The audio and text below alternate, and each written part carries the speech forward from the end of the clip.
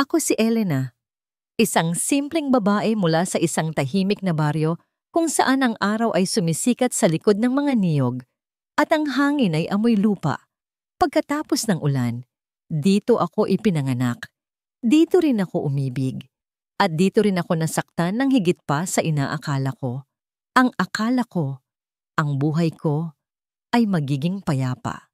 Napangasawa ko si Tomas, ang panganay na anak ng isang pamilyang magsasaka. Mahal na mahal ko siya, ngunit isang araw, sumama siya sa digmaan at ilang buwan matapos iyon, dumating ang balitang wala na siya at doon nagsimula ang lahat. Tuwing umaga, sumisikat ang araw sa silangan, nagbibigay kulay sa mga ulap na kahel sa likod ng matatayog na puno ng niyog, hudyat ng panibagong araw. Ang huni ng tandang ay malakas at sunod-sunod, tumatagos sa hamog ng umaga na nakakapit pa sa mga bubong ng kubo. Gumigising sa mga magsasaka at mangingisda sa luntiang lambak sa labas ng Nueva Ecija mula alas 4 hanggang alas 5 ng umaga. Ang mamasa-masang hangin ng tropiko ay may dalang amoy ng lupa. Pagkatapos ng ulan, amoy ng usok mula sa mga kusinang nagsisimula ng magluto at bahagyang amoy ng alat mula sa malayo na humahalo sa halimuyak ng batang palay na nasa malawak na bukirin. Ito ang payapang simponya na kinasanayan na ng mga tao rito mula nang sila ay isilang. Ang buhay dito ay simple lamang, na may mga simpleng bahay na gawa sa kahoy na nakatago sa tabi ng ilog, sa gitna ng malawak na palayan na umaabot hanggang sa abot tanaw. Medyo malayo pa, sa gilid ng dagat, ay ang maliliit na nayon ng mangingisda, kung saan ang mga bangkang kahoy ay tahimik na naghihintay sa susunod na paglalayag. Ang kapayapaan ng tanawin ay tila salungat sa mga hindi nakikitang pasanin na nakapatong sa balikat ng mga tao rito na araw-araw na nakikipaglaban para mabuhay. Habang unti-unting sumisikat ang araw, nagsisimulang gumalaw ang nayon. Ang mga kababaihan sa nayon na may simpleng saya at maayos na buhok ay gising na mula pa kaninang umaga upang maghanda ng almusal. Kumukuha sila ng tubig mula sa balon ng nayon, ang tunog ng balde na sumasalamin sa tahimik na espasyo. At pagkatapos ay pinapaliguan ang mga bata. Tinitiyak na handa silang pumasok sa paaralan. Ang mga bata na may antok pa sa kanilang mga mata ay mabilis na tumutulong sa kanilang mga ina sa maliliit na gawain tulad ng pagsisindi ng apoy o paghahanda ng kaldero ng kanin. Ito ay isang mahalagang bahagi ng pang-araw-araw na buhay kung saan ang papel ng bawat miyembro ay malinaw na tinukoy ayon sa tradisyon. Samantala, ang mga kalalakihan ay nasa bukid na o naghahanda para sa paglalayag. Ang tunog ng traktora sa malayo o ang tunog ng mga lambat na maingat na inihahanda ay mga pamilyar na tunog. Ang ilang kalalakihan ay abala sa pagpapakain ng mga alagang hayop na itinuturing nilang mahalagang ari-arian, pinagmumulan ng pagkain at kung minsan ay maliit na kita para sa pamilya. Ang pagsasaka ng palay ay isang gawain na nangangailangan ng matinding lakas, kabilang ang pag-aani, gamit ang gulok at pag-iik ng palay. Ito ay isang napakahirap at matrabahong gawain kung saan ang mga pamilya ay kung minsan ay 2 beses lamang kumakain sa isang araw o kanin lamang. Sa maliit na nayon na yon, ako, si Elena, isang 20 taong gulang na babae na may dalisay na puso, ay 8 buwan ng kasal kay Tomas, ang panganay na anak ng isang matuwid na pamilya ng magsasaka. Itinuring ng mga taga nayon ang aming kasal bilang isang pagpapala dahil natagpuan ni Tomas isang anghel sa lupa sa akin. Gayunpaman, ang kapayapaang ito ay nabasag ng kusang loob na sumapi si Tomas sa militar dahil sa lumalalang labanan sa timog. Pagkatapos ng aming kasal, kinagabihan bago siya umalis, nangako si Tomas sa akin, babalik ako, mahal ko. Kung hindi sa loob ng 1 taon, tiyak na babalik pa rin ako. Ngumiti ako. Hinawakan ang kanyang kamay at sumagot, "Hihintayin kita, gaano man katagal." Ang pangyayaring ito ay agad na lumikha ng isang malinaw na kaibahan sa pagitan ng payapa, tradisyonal na buhay sa probinsya at ang malupit na katotohanan ng digmaan. Bagamat malayo ang digmaan, direkta itong nakaapekto sa payapang komunidad na ito sa pamamagitan ng pagkuha sa mga kabataang lalaki. Tulad ni Tomas. Mula nang umalis si Tomas, nagsimula ako ng bagong buhay sa pamilya ng aking asawa, kasama ang aking biyenan at ang bunsong kapatid ni Tomas, si Rafael. Ang tradisyonal na istruktura ng pamilyang Pilipino ay nailalarawan sa pamamagitan ng malawak na network ng pamilya na bumubuo sa gulugod ng suportang panlipunan at emosyonal.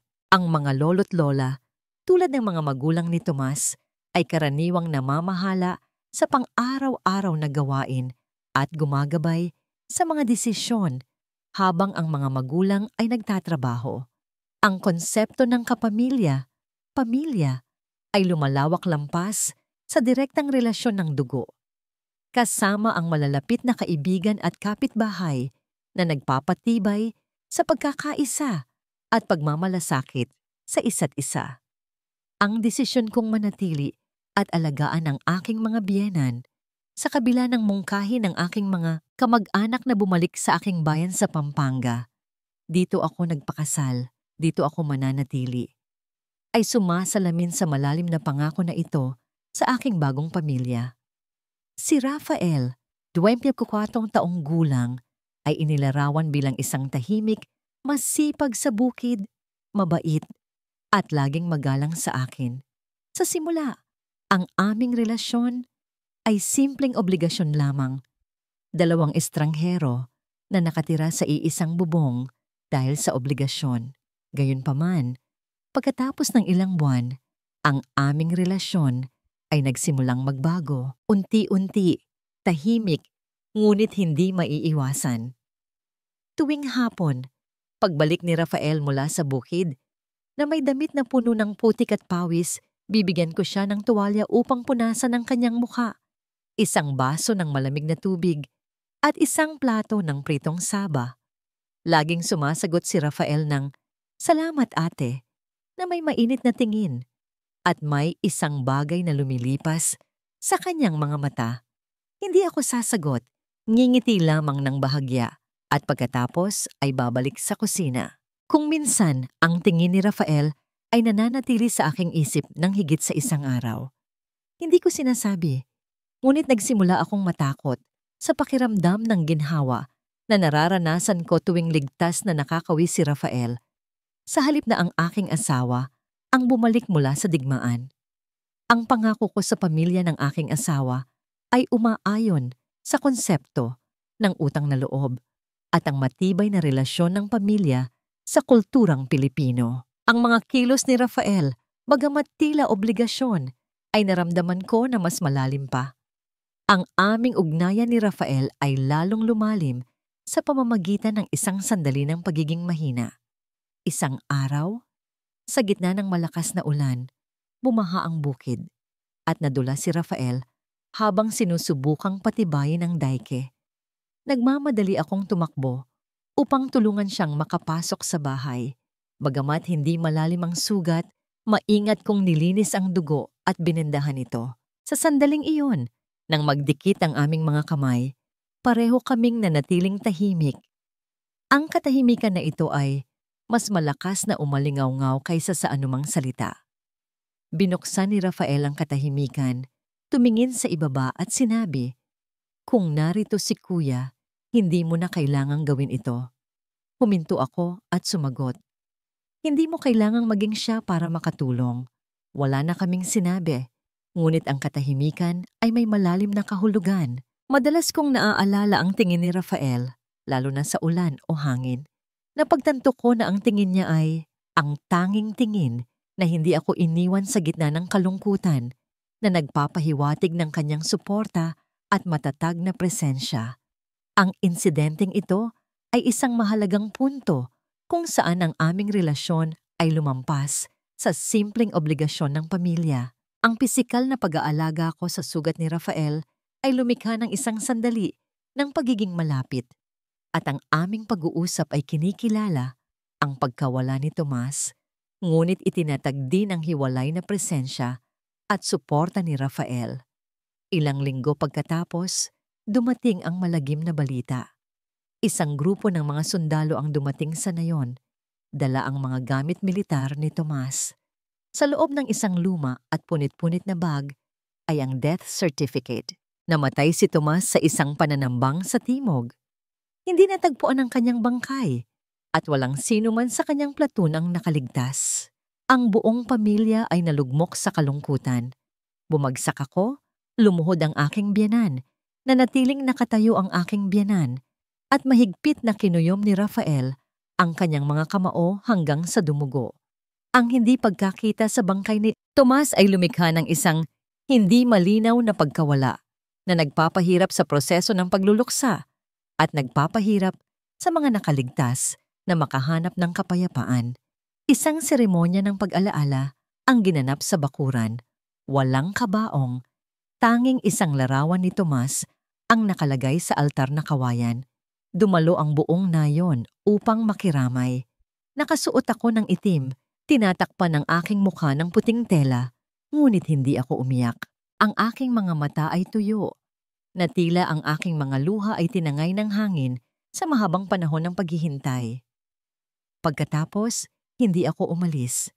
Nanatili ako upang alagaan ang aking mga biyenan na parang sarili kong mga magulang. Sa kabila ng mungkahi ng aking mga kamag-anak na bumalik sa aking bayan sa Pampanga, dito ako nagpakasal, dito ako mananatili. Ay sumasalamin sa malalim na pangako na ito sa aking bagong pamilya. Tahimik na inalagaan ni Rafael ang bawat sulok ng bahay. Nilinang ang mga bukid at kumita ng pera upang suportahan ang pamilya. Tuwing gabi, maglalagay siya ng isang maliit na pakete ng biskwit, isang lata ng gatas, at isang tala na nagsasabing, "Para kay nanay, huwag kalimutang uminom ng gatas." Ako ang naglilinis at ako lamang ang nakakaunawa na hindi lamang dahil sa obligasyon ginagawa ito ni Rafael. Hindi ako naglakas loob na harapin siya ng matagal, ngunit tuwing umuulan, tuwing humahagibis ang hangin sa bubong, naaalala ko ang tingin na yon, ang tingin ng aking bayaw. Ngunit ito rin ang tanging tingin na hindi ako iniwan sa gitna ng aking kalungkutan. Lumipas ang panahon na parang tubig. Halos 1 taon na ang lumipas mula nang dumating ang balita ng pagkamatay ni Tomas sa nayon. Sinasabi ng mga tao na ang sakit ay humuhupa sa paglipas ng panahon. Ngunit para sa akin, may mga gabi na nagigising pa rin ako sa hating gabi.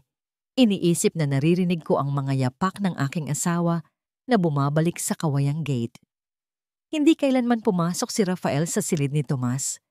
Ngunit laging dumaan siya doon nang napakatahimik na tila natatakot na gisingin ng isang wala. Ipinapakita nito ang kanyang panloob na pakikibaka at paggalang sa alaala ng kanyang kapatid. Isang gabi, ang ina ni Tomas, si Aling Lourdes, ay nagtitiklop ng mga lumang damit nang bigla niyang tingnan ako at sinabi, "Elena, kung may ibang nagmamahal sa'yo, hindi kasalanan ng tanggapin niyon." Nagulat ako. "Bakit mo naman nasabi iyan?" "Dahil hindi mo kailangang magdusa habang buhay, anak ko.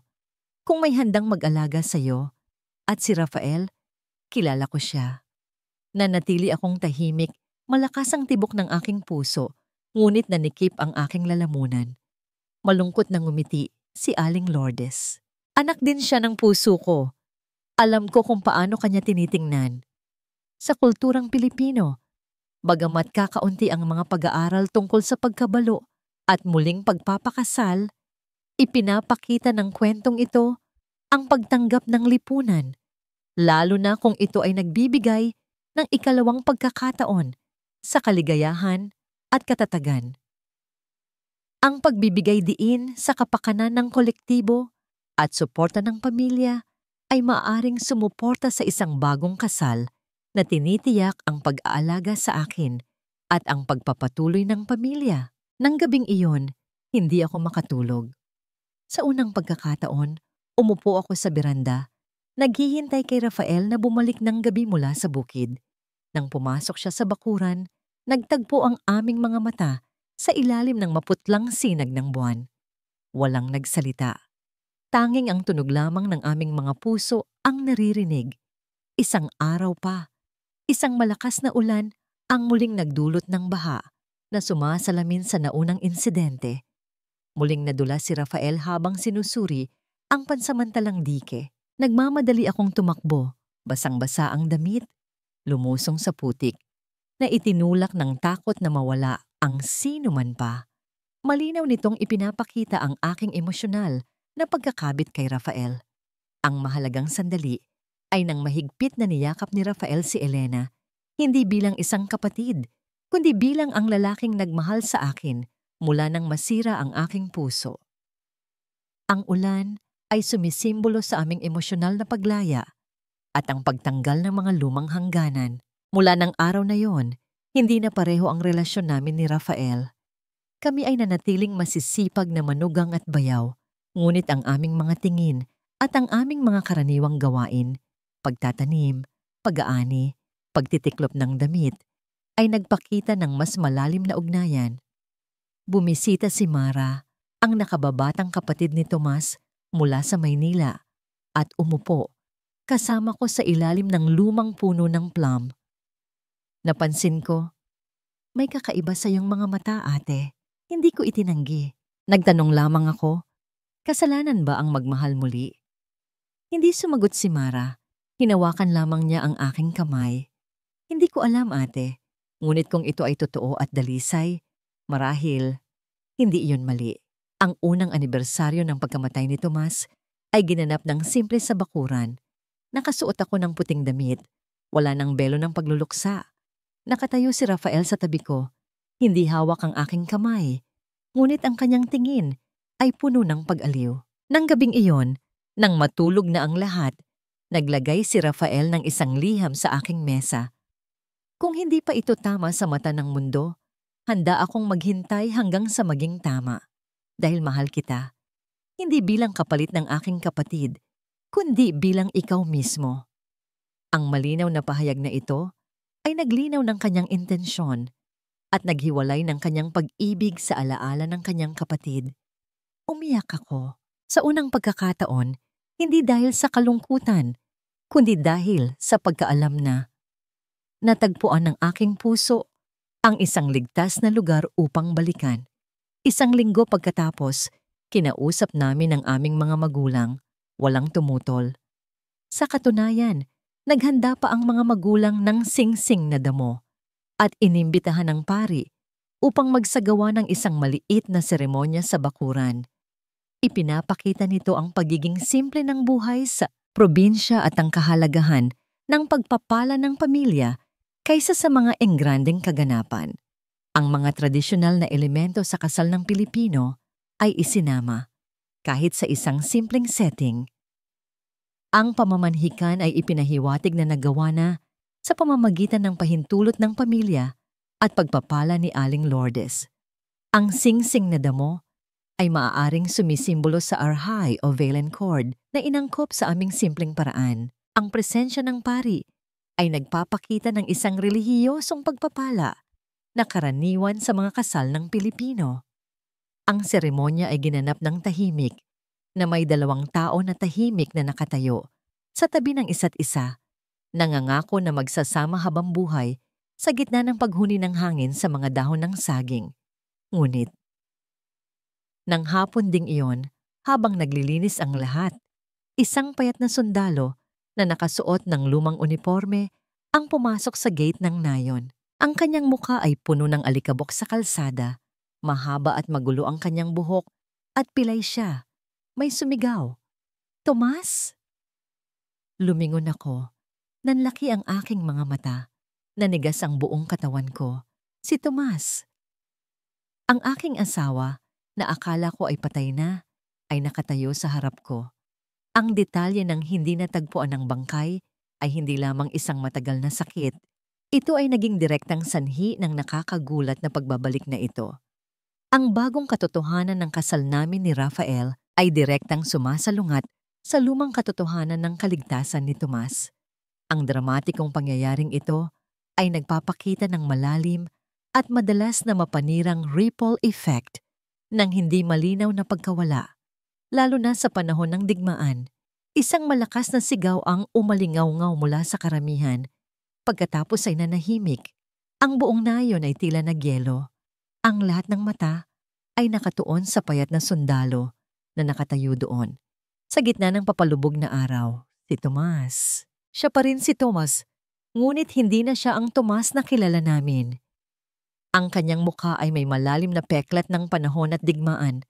Ang kanyang mga mata ay may bakas ng kawalan.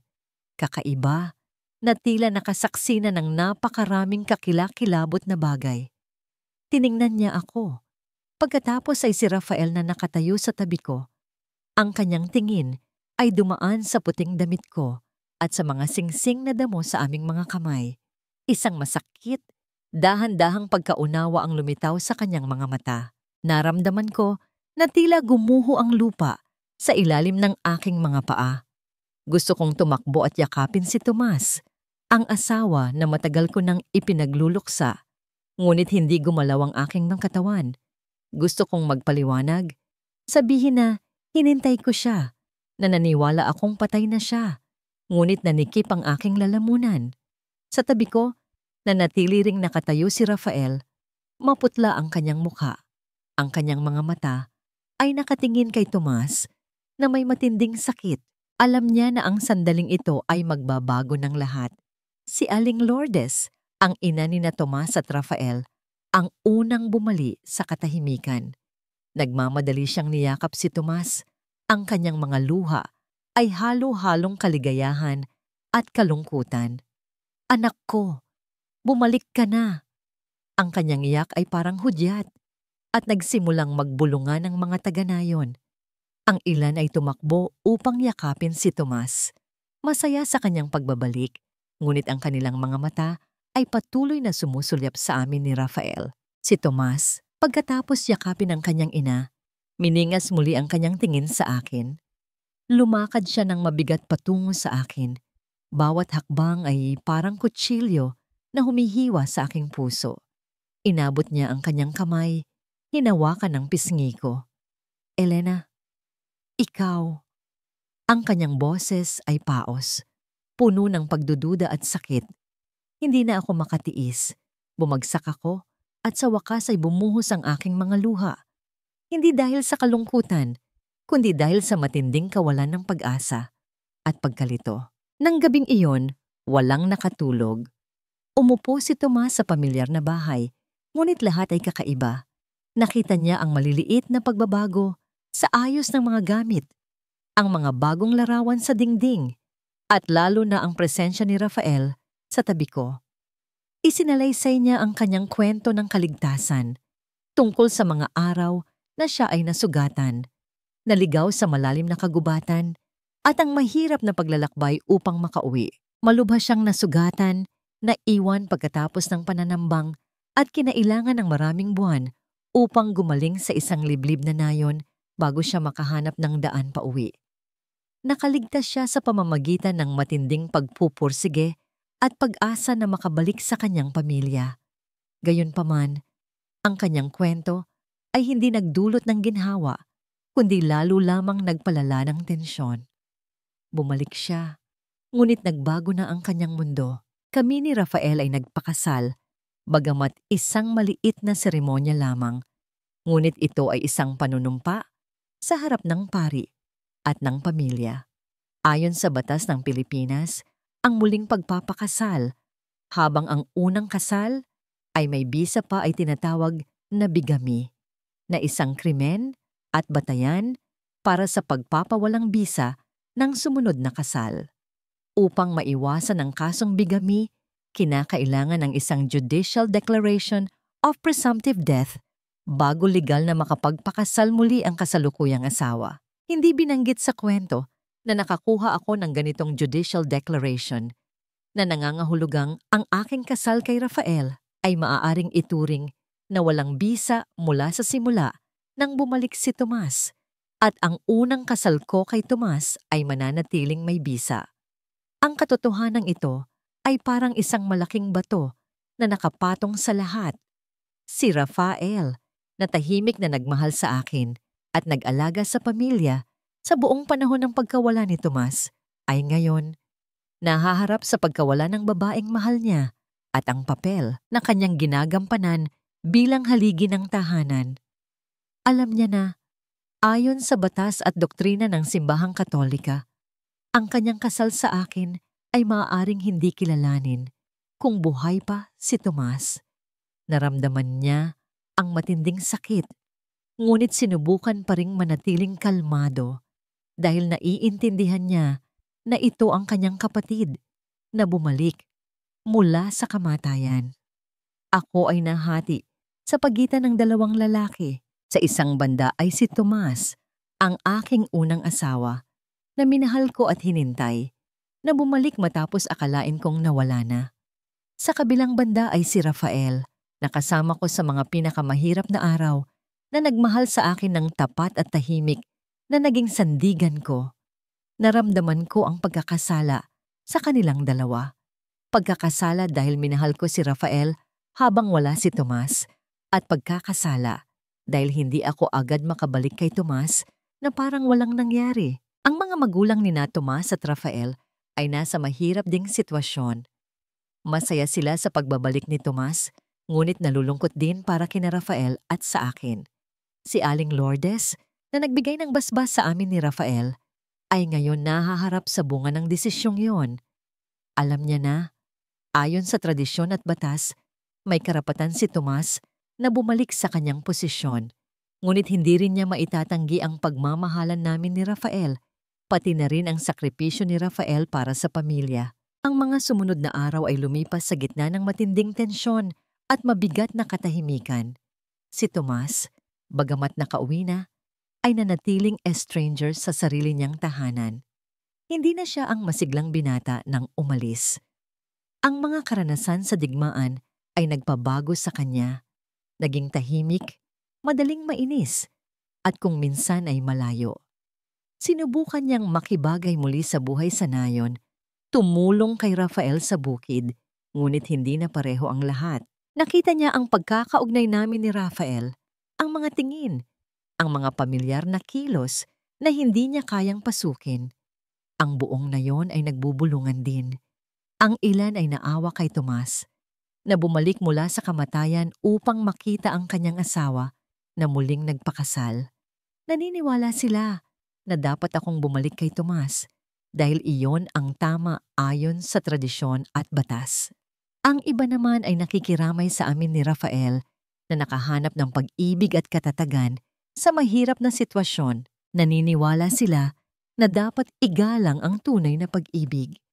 Ang pagkakabahagi sa komunidad ay nagdagdag ng presyon sa pamilya na nagdulot sa kanila ng pakiramdam na sinusuri at hinuhusgahan. Isang gabi, tinawag ni Tomas sina Elena at Rafael upang mag-usap. Tiningnan niya sila. Ang kanyang mga mata ay puno ng pagod. Alam ko, nagbago na ang lahat. Huminto siya. Huminga ng malalim. Hindi ko kayo sinisisi. Matagal akong nawala. At akala ko ay patay na ako. Nanginginig ang kanyang boses. Ngunit, bumalik ako. Asawa pa rin ako ni Elena. Tiningnan niya ako. Pagkatapos ay si Rafael. At ikaw, kapatid kita.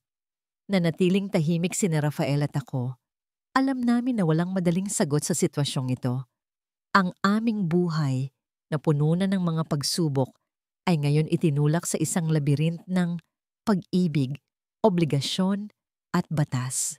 Ang pagbabalik ni Tomas ay hindi isang masayang pagtatapos, kundi isang simula ng isang bagong laban. Isang laban upang muling makahanap ng kapayapaan sa isang mundong nagbago na ng tuluyan.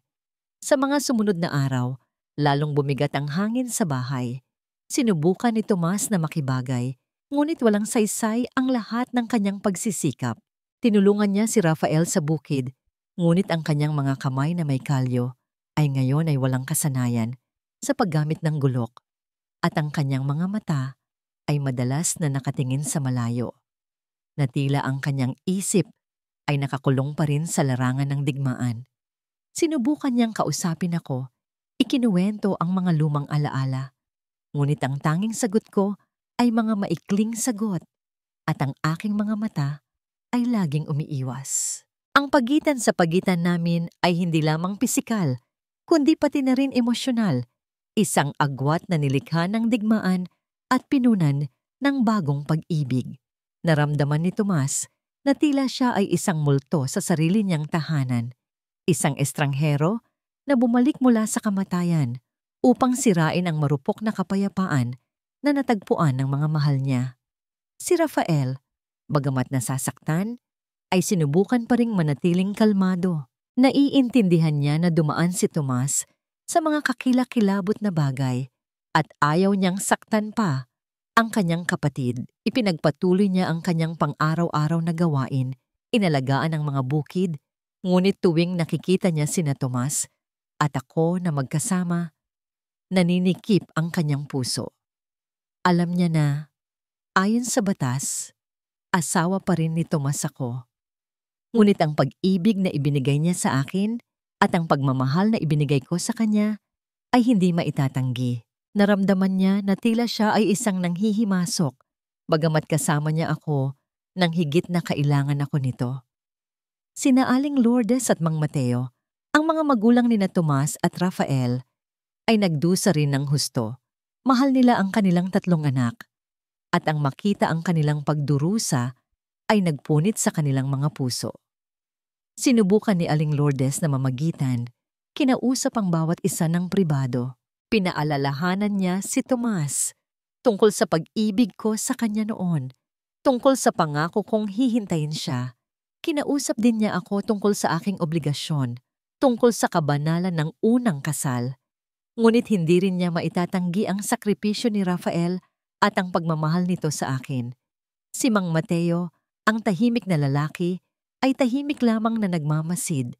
Kung minsan ay bumubuntong hininga, alam na ito ay isang problema na walang sino man ang madaling malulutas. Lalong lumakas ang mga bulungan ng mga taga-nayon. Ang ilan ay naawa kay Tomas na bumalik mula sa kamatayan upang makita ang kanyang asawa na muling nagpakasal. Naniniwala sila na dapat akong bumalik sa kanyang legal na asawa dahil iyon ang tama ayon sa tradisyon at batas. Ang iba naman ay nakikiramay sa amin ni Rafael na nakahanap ng pag-ibig at katatagan sa mahirap na sitwasyon. Naniniwala sila na dapat igalang ang tunay na pag-ibig. Ang pagkakabahagi sa komunidad ay nagdagdag ng presyon sa pamilya na nagdulot sa kanila ng pakiramdam na sinusuri at hinuhusgahan. Isang hapon, naglakad si Tomas patungo sa tabi ng ilog kung saan kami madalas umupo noong bata pa kami. Nakita ko siya at sinundan ko siya. Umupo kami ng tahimik sa loob ng mahabang panahon. Sa wakas, nagsalita si Tomas. Paos ang kanyang boses. Pinangarap ko ang araw na ito ng maraming beses, Elena. Ang araw na babalik ako at tatakbo ka upang yakapin ako. Lumingon siya sa akin. Ang kanyang mga mata ay puno ng luha. Ngunit nagbago na ang lahat. Nakahanap ka na ng kaligayahan kay Rafael. Tumingin ako sa aking mga kamay. Naroon pa rin ang mga singsing na damo. Hinintay kita, Tomas. Marami akong iniyak. Ang death certificate. Sinabi ng lahat na patay ka na. Nanginginig ang aking boses. Si Rafael ay kasama ko nang higit na kailangan ko siya. Inalagaan niya sina nanay at tatay. Inalagaan niya ako. Minahal niya ako nang akala ko ay wala na akong natitira. Dahan-dahang tumango si Tomas. Naiintindihan ko. Naging estranghero ako sa sarili kong tahanan. Tumayo siya, tumingin sa malawak na palayan. Hindi ko na alam ang gagawin, Elena. Hindi ako makatira dito. Nakikita kayong masaya. Tumayo rin ako, bumuhos ang luha sa aking pisngi. Kaya saan ka pupunta? Lumingon si Tomas sa akin, isang malungkot na ngiti ang lumitaw sa kanyang mga labi. Hindi ko alam. Marahil, hahanap ako ng lugar kung saan ako makapagsisimula muli. Isang lugar kung saan hindi ako multo ng nakaraan. Tiningnan niya si Rafael na nakatayo sa malayo, tahimik na nagmamasid sa amin. Mabuting tao si Rafael, Elena. Karapat dapat kang maging masaya. Nang gabing iyon, umalis si Tomas sa nayon. Hindi siya nagpaalam sa sinuman maliban sa kanyang mga magulang at kay Rafael. Nag-iwan lamang siya ng maikling liham para sa akin. Sinasabing, laging mamahalin ako at umaasa siyang magiging masaya ako. Umalis siya sa gabi, dala ang mga peklat ng digmaan at ang sakit ng isang nawalang pag-ibig. Ang pag-alis ni Tomas, bagamat masakit, ay nagdulot ng kakaibang kalayaan sa amin ni Rafael. Ang hindi nakikitang pasanin na nakapatong sa aming mga balikat sa mga nakaraang araw ay sa wakas ay nabunot.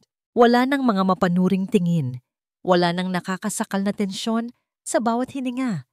Hindi na kami kailangang mamuhay sa pagitan ng pag-ibig, obligasyon at batas.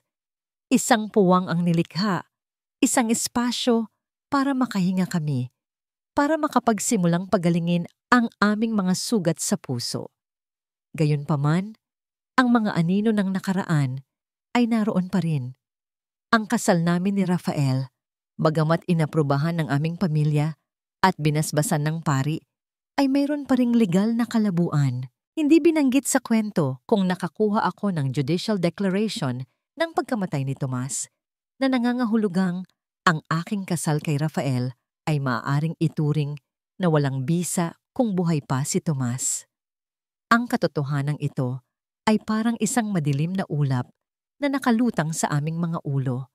Isang paalala ng pagiging marupok ng kaligayahan na sinusubukan naming itayo. Ang komunidad ng nayon na dating matibay na sandigan na may diwa ng bayanihan ay ngayon ay nahati. Ang ilan ay naawa kay Tomas na bumalik mula sa kamatayan upang makita ang kanyang asawa na muling nagpakasal at naniniwala na dapat akong bumalik sa kanyang legal na asawa. Ang mga bulungan at tsismis ay naroon pa rin, bagamat hindi na kasing lantad tulad ng dati. Naramdaman namin ni Rafael na kami ay sinusuri at hinuhusgahan. Ngunit sinubukan naming baliwalain ito na nakatuon sa muling pagtatayo ng aming buhay. Ipinagpatuloy ni Rafael ang kanyang papel bilang haligi ng pamilya. Inalagaan niya ang mga bukid, kumita ng pera upang suportahan ang kanyang mga magulang at ako. Tuwing gabi, inilalagay pa rin niya ang pakete ng biskwit at gatas para sa kanyang ina, isang maliit na kilos ngunit puno ng pagmamahal at responsibilidad. Ako, bagamat meron pa ring kalungkutan para kay Tomas, ay nakahanap ng aliw at kaligayahan kay Rafael. Napagtanto ko na ang pag-ibig ni Rafael ay isang ligtas na kanlungan, isang lugar kung saan ako makakahanap ng kapayapaan pagkatapos ng mga bagyo. Magkasama kaming gumawa ng mga pang-araw-araw na gawain, mula sa pagtatanim, pag-aani hanggang sa pagtitiklop ng damit at sa mga sandaling iyon, nagtatagpo ang aming mga mata, nagpapalitan ng mga hindi nasasabing emosyon na nagpapatibay sa malalim na ugnayan sa pagitan namin. Unti-unting bumalik ang buhay sa nayon sa pamilyar na ritmo, ngunit nagbago na ang lahat ng tuluyan. Ang kwento namin, Nina Tomas, Rafael, at ako, ay naging isang alamat sa nayon, isang patunay sa pagiging komplikado ng pag-ibig, obligasyon, at ang hindi inaasahang bunga ng digmaan. Nagpapaalala ito sa lahat na, kahit sa mga pinakamalungkot na sitwasyon, ang puso ng tao ay makakahanap pa rin ng paraan upang gumaling at magpatuloy, bagamat ang daan ay hindi laging sumusunod sa mga patakaran o inaasahan ng lipunan. Alam namin na hindi magiging madali ang daan sa hinaharap, ngunit magkasama kami at yun ang lahat ng kailangan namin upang harapin ang hinaharap. Lumipas ang panahon, dala ang mga tag-ulan at tag-araw, ang mga masaganang ani at ang mga bigong ani. Kami ni Rafael ay magkasamang dumaan sa maraming pagsubok. Ang aming pag-ibig ay hindi na isang nagliliyab na apoy, kundi isang payapang ilog, malalim at tahimik na dumadaloy sa bawat sulok ng aming buhay. Natuto kaming basahin ang isip ng isa't isa sa pamamagitan ng isang tingin, isang kilos. Si Rafael ay nanatiling tahimik na lalaki, ngunit ang kanyang presensya ay isang matatag na lakas. Ako, mula sa isang mahinang babae, ay naging isang matatag na babae, puno ng determinasyon, kasama si Rafael na nagpapasan ng lahat ng gawain sa bahay. Ang multo ni Tomas ay hindi lubusang nawala. Tuwing may balita tungkol sa mga sundalong bumabalik mula sa larangan ng digmaan o tuwing may lumang kwento na binabalikan, isang bahagyang kalungkutan ang muling lumilitaw sa aking mga mata. Naiintindihan ito ni Rafael at lagi siyang nasa tabi ko. Mahigpit na hawak ang kanyang kamay nang walang salita. Hindi namin kailanman binanggit si Tomas ng hayagan, ngunit ang kanyang pagkawala ay isang mahalagang bahagi ng aming kwento. Isang peklat na nagpapaalala sa amin ng nakaraan at ng pagiging marupok ng kaligayahan. Sa legal na aspeto, ang katayuan ng aming kasal ay nanatiling isang katanungan. Nang walang judicial declaration ng pagkamatay ni Tomas, ang aming kasal kay Rafael ay maaari pa ring ituring na walang bisa sa ilalim ng batas sibil. Gayunpaman, sa liblib na nayon na ito, kung saan ang batas ay madalas na nalilimutan ng tradisyon at damdamin ng komunidad, natagpuan namin ang pagtanggap. Ang mga magulang ni na Rafael at Tomas, na ngayon ay matatanda na, ay itinuring ako na parang sarili nilang anak at si Rafael ang tanging haligi ng pamilya. Sapat na ang kanilang basbas. Unti-unting tinanggap din ng komunidad ng nayon ang aming relasyon. Ang mga unang bulungan ay humupa, napalitan ng paggalang sa aming katatagan at pag-ibig. Ang diwa ng bayanihan ay muling pinatibay habang magkasama kaming humaharap sa mga karaniwang pagsubok. Nang dumating ang matagal na tagtuyot na nagdulot ng pagkatuyo at pagkabiyak ng mga palayan, sina Rafael at ako ay kasama ng mga taga-nayon na nakipaglaban upang iligtas ang aming ani. Si Rafael, sa kanyang karanasan at pagiging determinado, ay pinangunahan ng lahat sa paghuhukay ng mga bagong balon, paghahanap ng mga pinagmumulan ng tubig sa ilalim ng lupa. Ako, kasama ang iba pang kababaihan, ay nag-organisa ng mga matipid na pagkain, nagbabahagi ng bawat butil ng bigas, bawat patatas. Sa mahabang gabi na walang tulog, ang pag-aalala sa hinaharap ay bumigat sa aming mga puso. Ngunit hindi kami kailanman sumuko. Sa gitna ng lahat ng ito, isang grupo ng mga estranghero ang dumating sa nayon. Dala ang mga bulungan tungkol sa isang malaking proyekto ng pagmimina sa malapit. Nangako sila ng trabaho, ng pera, ngunit nagbabala rin tungkol sa mga negatibong epekto sa kapaligiran at sa buhay ng mga tao. Ang dating payapang nayon ay ngayon ay nahati. Ang ilan ay sumuporta sa proyekto, umaasa sa isang mas magandang buhay. Ang iba naman ay natakot sa pagkawala ng tradisyon, sa pagkasira ng mga palayan.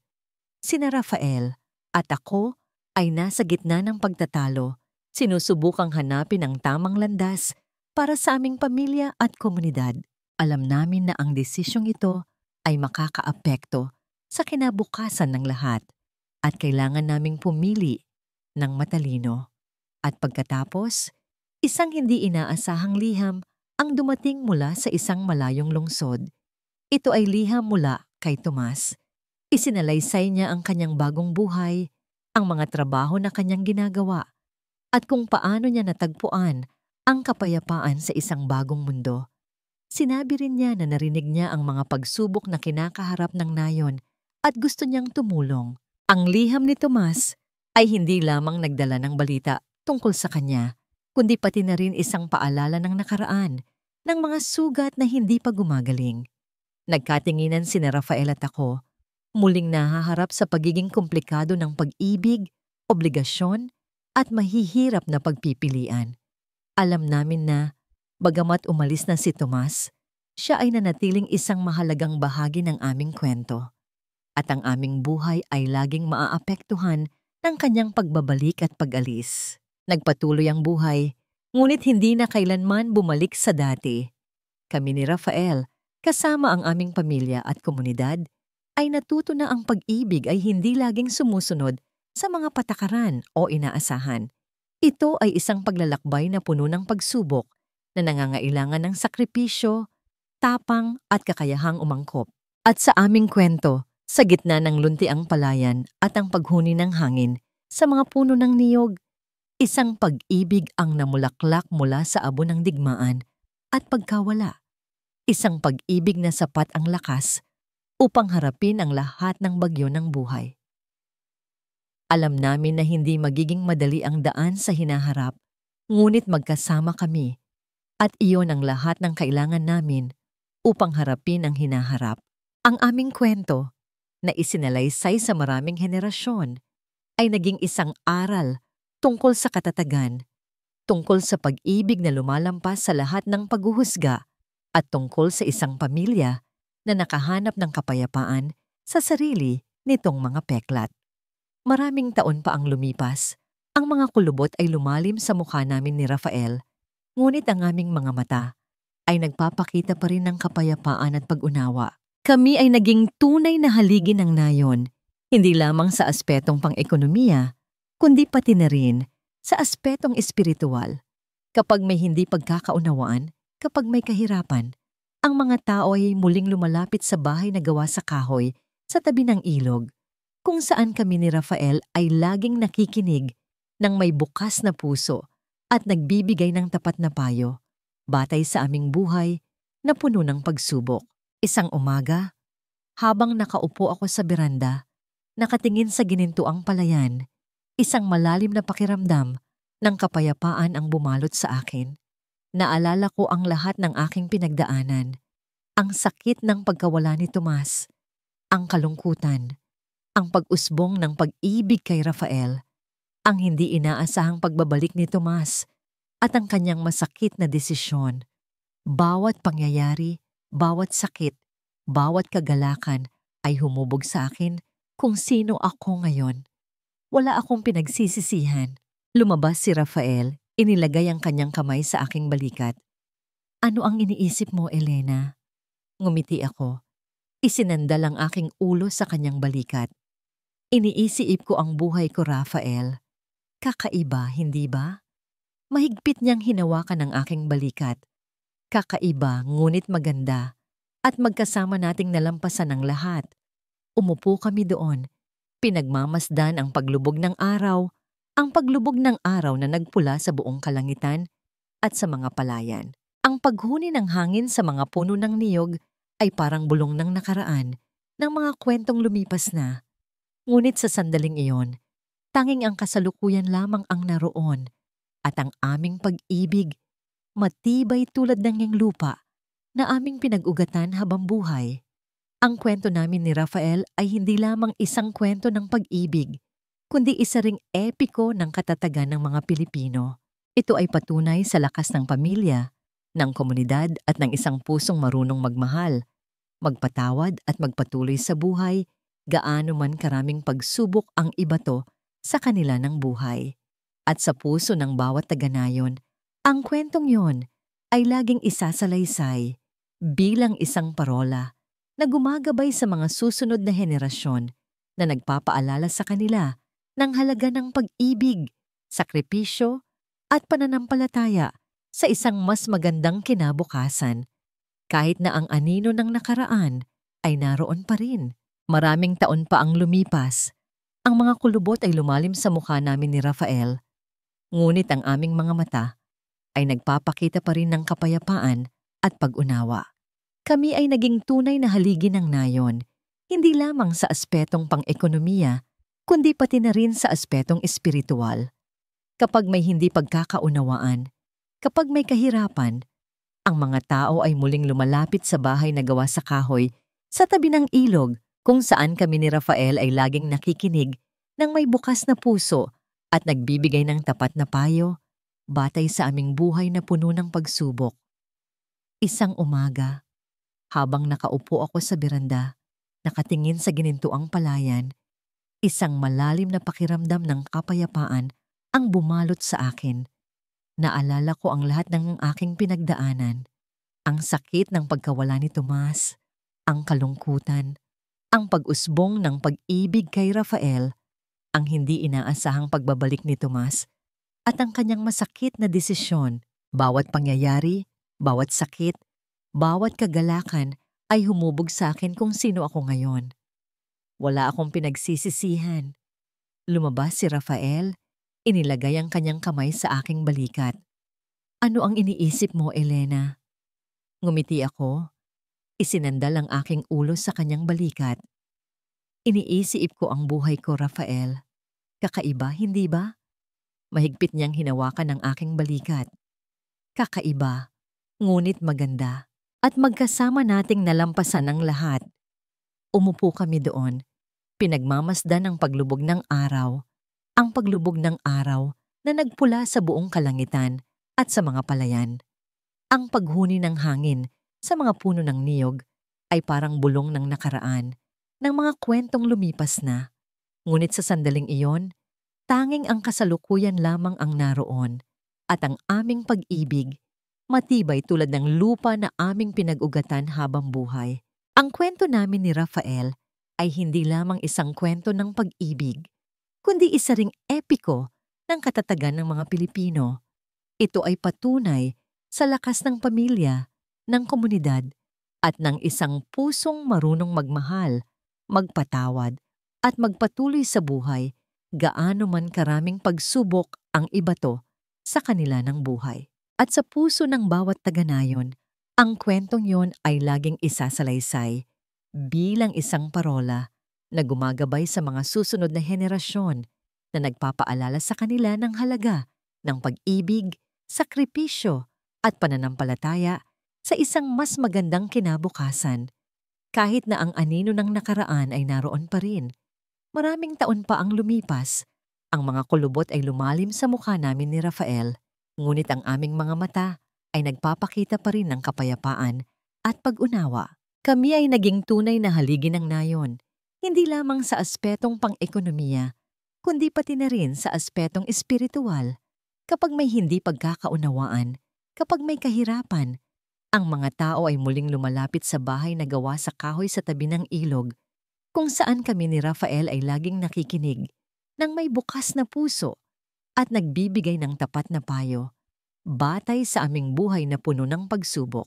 Isang umaga, habang nakaupo ako sa beranda, nakatingin sa ginintuang palayan, isang malalim na pakiramdam ng kapayapaan ang bumalot sa akin.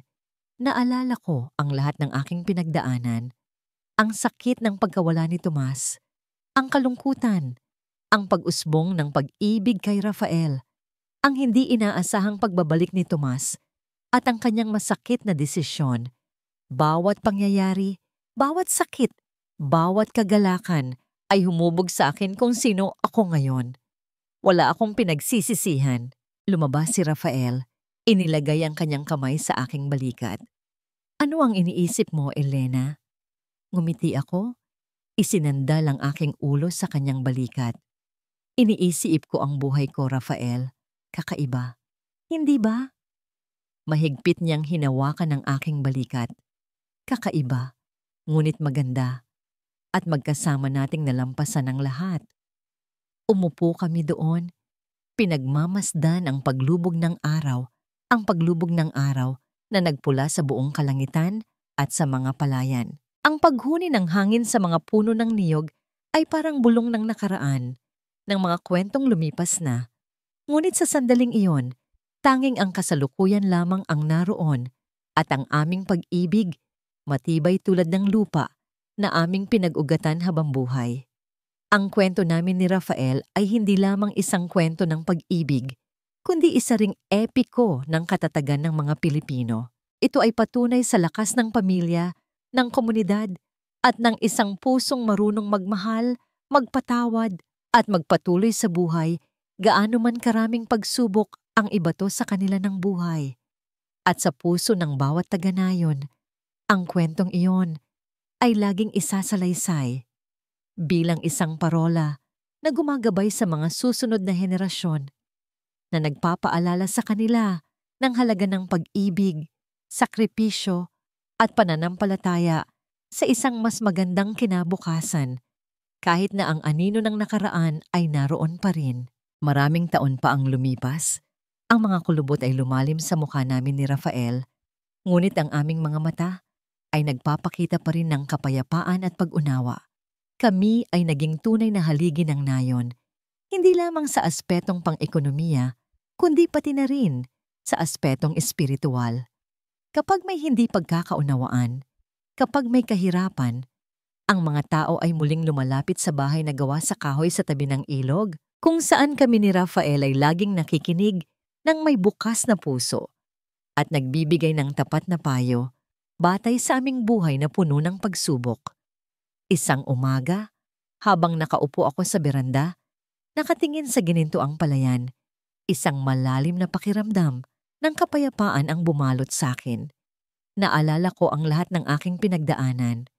Ang sakit ng pagkawala ni Tomas, ang kalungkutan, ang pag-usbong ng pag-ibig kay Rafael, ang hindi inaasahang pagbabalik ni Tomas, at ang kanyang masakit na desisyon. Bawat pangyayari, bawat sakit, bawat kagalakan ay humubog sa akin kung sino ako ngayon. Wala akong pinagsisisihan. Lumabas si Rafael, inilagay ang kanyang kamay sa aking balikat. Ano ang iniisip mo, Elena? Ngumiti ako. Isinandal ang aking ulo sa kanyang balikat. Iniisip ko ang buhay ko, Rafael. Kakaiba, hindi ba? Mahigpit niyang hinawakan ang aking balikat. Kakaiba, ngunit maganda, at magkasama nating nalampasan ang lahat. Umupo kami doon, pinagmamasdan ang paglubog ng araw. Ang paglubog ng araw na nagpula sa buong kalangitan at sa mga palayan. Ang paghuni ng hangin sa mga puno ng niyog ay parang bulong ng nakaraan, ng mga kwentong lumipas na. Ngunit sa sandaling iyon, tanging ang kasalukuyan lamang ang naroon, at ang aming pag-ibig, matibay tulad ng lupa na aming pinag-ugatan habang buhay. Ang kwento namin ni Rafael ay hindi lamang isang kwento ng pag-ibig, kundi isa ring epiko ng katatagan ng mga Pilipino.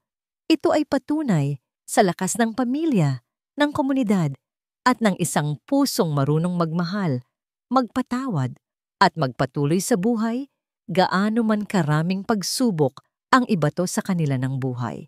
At sa puso ng bawat taga-nayon, ang kwentong iyon ay laging isasalaysay bilang isang parola na gumagabay sa mga susunod na henerasyon na nagpapaalala sa kanila ng halaga ng pag-ibig, sakripisyo at pananampalataya sa isang mas magandang kinabukasan. Kahit na ang anino ng nakaraan ay naroon pa rin. Maraming taon pa ang lumipas, ang mga kulubot ay lumalim sa mukha namin ni Rafael, ngunit ang aming mga mata ay nagpapakita pa rin ng kapayapaan at pag-unawa. Kami ay naging tunay na haligi ng nayon, hindi lamang sa aspetong pang-ekonomiya, kundi pati na rin sa aspetong espiritual. Kapag may hindi pagkakaunawaan, kapag may kahirapan, ang mga tao ay muling lumalapit sa bahay na gawa sa kahoy sa tabi ng ilog, kung saan kami ni Rafael ay laging nakikinig ng may bukas na puso at nagbibigay ng tapat na payo, batay sa aming buhay na puno ng pagsubok. Isang umaga, habang nakaupo ako sa beranda, nakatingin sa ginintuang palayan, isang malalim na pakiramdam ng kapayapaan ang bumalot sa akin. Naalala ko ang lahat ng aking pinagdaanan. Ang sakit ng pagkawala ni Tomas, ang kalungkutan, ang pag-usbong ng pag-ibig kay Rafael, ang hindi inaasahang pagbabalik ni Tomas, at ang kanyang masakit na desisyon.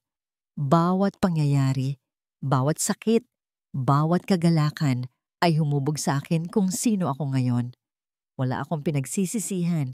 Lumabas si Rafael, inilagay ang kanyang kamay sa aking balikat. Ano ang iniisip mo, Elena? Ngumiti ako. Isinandal ang aking ulo sa kanyang balikat. Iniisip ko ang buhay ko, Rafael. Kakaiba, hindi ba? Mahigpit niyang hinawakan ang aking balikat. Kakaiba, ngunit maganda, at magkasama nating nalampasan ang lahat. Umupo kami doon. Pinagmamasdan ang paglubog ng araw. Ang paglubog ng araw na nagpula sa buong kalangitan at sa mga palayan. Ang paghuni ng hangin sa mga puno ng niyog ay parang bulong ng nakaraan, ng mga kwentong lumipas na. Ngunit sa sandaling iyon, tanging ang kasalukuyan lamang ang naroon at ang aming pag-ibig, matibay tulad ng lupa na aming pinag-ugatan habang buhay. Ang kwento namin ni Rafael ay hindi lamang isang kwento ng pag-ibig, kundi isa ring epiko ng katatagan ng mga Pilipino. Ito ay patunay sa lakas ng pamilya, ng komunidad at ng isang pusong marunong magmahal, magpatawad, at magpatuloy sa buhay, gaano man karaming pagsubok ang ibato sa kanila ng buhay. At sa puso ng bawat taga-Nayon, ang kwentong yun ay laging isasalaysay bilang isang parola na gumagabay sa mga susunod na henerasyon na nagpapaalala sa kanila ng halaga ng pag-ibig, sakripisyo at pananampalataya sa isang mas magandang kinabukasan kahit na ang anino ng nakaraan ay naroon pa rin. Maraming taon pa ang lumipas. Ang mga kulubot ay lumalim sa mukha namin ni Rafael, ngunit ang aming mga mata ay nagpapakita pa rin ng kapayapaan at pag-unawa. Kami ay naging tunay na haligi ng Nayon, hindi lamang sa aspetong pang-ekonomiya, kundi pati na rin sa aspetong espiritual. Kapag may hindi pagkakaunawaan, kapag may kahirapan, ang mga tao ay muling lumalapit sa bahay na gawa sa kahoy, sa tabi ng ilog, kung saan kami ni Rafael ay laging nakikinig ng may bukas na puso at nagbibigay ng tapat na payo, batay sa aming buhay na puno ng pagsubok. Isang umaga, habang nakaupo ako sa beranda, nakatingin sa ginintuang palayan, isang malalim na pakiramdam ng kapayapaan ang bumalot sa akin. Naalala ko ang lahat ng aking pinagdaanan, ang sakit ng pagkawala ni Tomas, ang kalungkutan, ang pag-usbong ng pag-ibig kay Rafael, ang hindi inaasahang pagbabalik ni Tomas, at ang kanyang masakit na desisyon. Bawat pangyayari, bawat sakit, bawat kagalakan ay humubog sa akin kung sino ako ngayon. Wala akong pinagsisisihan. Lumabas si Rafael, inilagay ang kanyang kamay sa aking balikat. "Ano ang iniisip mo, Elena?" Ngumiti ako, isinandal ang aking ulo sa kanyang balikat. "Iniisip ko ang buhay ko, Rafael. Kakaiba, hindi ba?" Mahigpit niyang hinawakan ang aking balikat. Kakaiba, ngunit maganda, at magkasama nating nalampasan ang lahat. Umupo kami doon, pinagmamasdan ang paglubog ng araw, ang paglubog ng araw na nagpula sa buong kalangitan at sa mga palayan. Ang paghuni ng hangin sa mga puno ng niyog ay parang bulong ng nakaraan, ng mga kwentong lumipas na. Ngunit sa sandaling iyon, tanging ang kasalukuyan lamang ang naroon, at ang aming pag-ibig, matibay tulad ng lupa na aming pinag-ugatan habang buhay. Ang kwento namin ni Rafael ay hindi lamang isang kwento ng pag-ibig, kundi isa ring epiko ng katatagan ng mga Pilipino.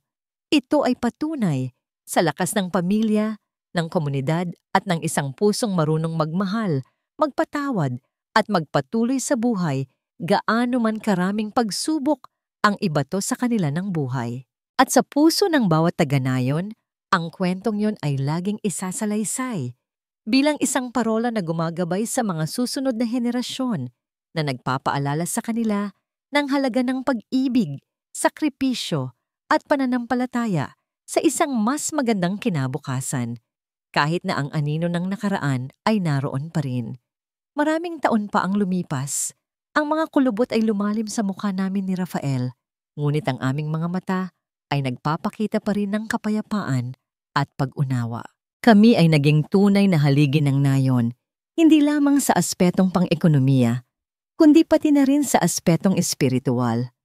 Kapag may hindi pagkakaunawaan, kapag may kahirapan, ang mga tao ay muling lumalapit sa bahay na gawa sa kahoy sa tabi ng ilog, kung saan kami ni Rafael ay laging nakikinig ng may bukas na puso at nagbibigay ng tapat na payo, batay sa aming buhay na puno ng pagsubok.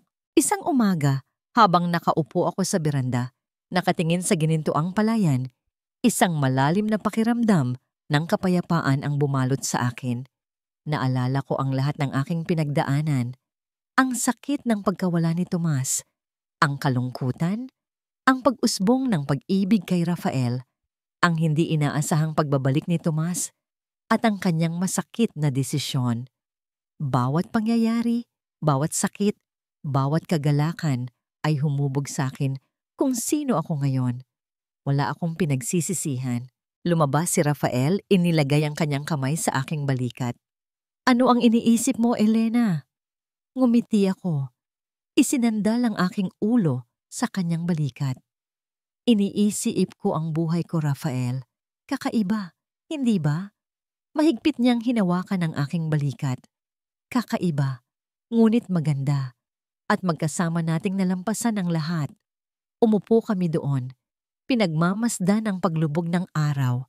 Ang paglubog ng araw na nagpula sa buong kalangitan at sa mga palayan. Ang paghuni ng hangin sa mga puno ng niyog ay parang bulong ng nakaraan, ng mga kwentong lumipas na. Ngunit sa sandaling iyon, tanging ang kasalukuyan lamang ang naroon at ang aming pag-ibig, matibay tulad ng lupa, na aming pinag-ugatan habang buhay. Ang kwento namin ni Rafael ay hindi lamang isang kwento ng pag-ibig, kundi isa ring epiko ng katatagan ng mga Pilipino. Ito ay patunay sa lakas ng pamilya, ng komunidad, at ng isang pusong marunong magmahal, magpatawad at magpatuloy sa buhay, gaano man karaming pagsubok ang ibato sa kanila ng buhay. At sa puso ng bawat taga-nayon, ang kwentong iyon ay laging isasalaysay bilang isang parola na gumagabay sa mga susunod na henerasyon na nagpapaalala sa kanila ng halaga ng pag-ibig, sakripisyo at pananampalataya sa isang mas magandang kinabukasan kahit na ang anino ng nakaraan ay naroon pa rin. Maraming taon pa ang lumipas. Ang mga kulubot ay lumalim sa mukha namin ni Rafael. Ngunit ang aming mga mata ay nagpapakita pa rin ng kapayapaan at pag-unawa. Kami ay naging tunay na haligi ng nayon, hindi lamang sa aspetong pang-ekonomiya, kundi pati na rin sa aspetong espiritual. Kapag may hindi pagkakaunawaan, kapag may kahirapan, ang mga tao ay muling lumalapit sa bahay na gawa sa kahoy sa tabi ng ilog, kung saan kami ni Rafael ay laging nakikinig ng may bukas na puso at nagbibigay ng tapat na payo, batay sa aming buhay na puno ng pagsubok. Isang umaga, habang nakaupo ako sa beranda, nakatingin sa ginintuang palayan, isang malalim na pakiramdam ng kapayapaan ang bumalot sa akin. Naalala ko ang lahat ng aking pinagdaanan, ang sakit ng pagkawala ni Tomas, ang kalungkutan, ang pag-usbong ng pag-ibig kay Rafael, ang hindi inaasahang pagbabalik ni Tomas, at ang kanyang masakit na desisyon. Bawat pangyayari, bawat sakit, bawat kagalakan ay humubog sa akin kung sino ako ngayon. Wala akong pinagsisisihan. Lumabas si Rafael, inilagay ang kanyang kamay sa aking balikat. Ano ang iniisip mo, Elena? Ngumiti ako. Isinandal ang aking ulo sa kanyang balikat. Iniisip ko ang buhay ko, Rafael. Kakaiba, hindi ba? Mahigpit niyang hinawakan ang aking balikat. Kakaiba, ngunit maganda. At magkasama nating nalampasan ang lahat. Umupo kami doon. Pinagmamasdan ang paglubog ng araw, ang paglubog ng araw na nagpula sa buong kalangitan at sa mga palayan. Ang paghuni ng hangin sa mga puno ng niyog ay parang bulong ng nakaraan, ng mga kwentong lumipas na. Ngunit sa sandaling iyon, tanging ang kasalukuyan lamang ang naroon at ang aming pag-ibig, matibay tulad ng lupa, na aming pinag-ugatan habang buhay. Ang kwento namin ni Rafael ay hindi lamang isang kwento ng pag-ibig, kundi isa ring epiko ng katatagan ng mga Pilipino. Ito ay patunay sa lakas ng pamilya, ng komunidad, at ng isang pusong marunong magmahal, magpatawad, at magpatuloy sa buhay, gaano man karaming pagsubok ang ibato sa kanila ng buhay. At sa puso ng bawat taga-nayon, ang kwentong yun ay laging isasalaysay bilang isang parola na gumagabay sa mga susunod na henerasyon na nagpapaalala sa kanila ng halaga ng pag-ibig, sakripisyo at pananampalataya sa isang mas magandang kinabukasan. Kahit na ang anino ng nakaraan ay naroon pa rin, maraming taon pa ang lumipas, ang mga kulubot ay lumalim sa mukha namin ni Rafael, ngunit ang aming mga mata ay nagpapakita pa rin ng kapayapaan at pag-unawa. Kami ay naging tunay na haligi ng nayon, hindi lamang sa aspetong pang-ekonomiya, kundi pati na rin sa aspetong espiritual. Kapag may hindi pagkakaunawaan, kapag may kahirapan, ang mga tao ay muling lumalapit sa bahay na gawa sa kahoy sa tabi ng ilog, kung saan kami ni Rafael ay laging nakikinig ng may bukas na puso at nagbibigay ng tapat na payo batay sa aming buhay na puno ng pagsubok. Isang umaga, habang nakaupo ako sa beranda, nakatingin sa ginintuang palayan, isang malalim na pakiramdam ng kapayapaan ang bumalot sa akin.